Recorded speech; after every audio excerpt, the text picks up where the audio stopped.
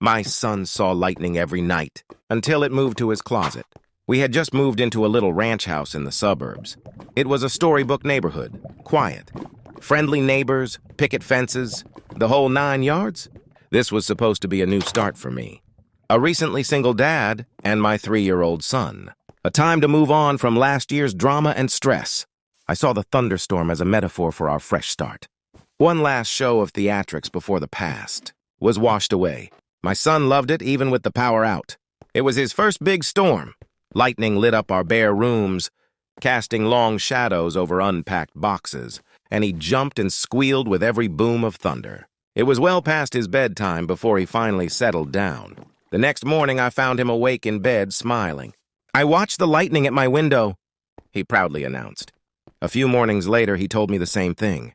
I laughed and told him, "You're silly. It didn't storm last night. You were only dreaming." He seemed a little disappointed, but I assured him there'd be another storm soon. But then it became a pattern. He kept telling me he watched the lightning outside his window at least twice a week, even though there were no storms. I figured it was just recurring dreams of that first memorable thunderstorm. It's easy to hate myself in hindsight.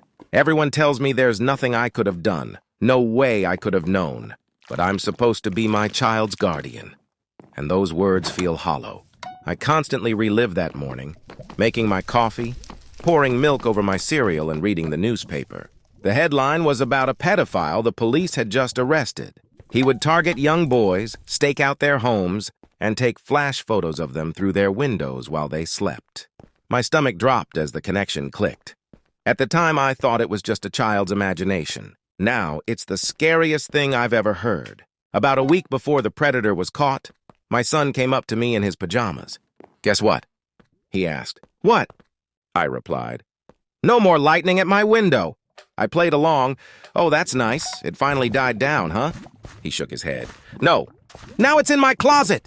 I've yet to see the photos the police collected.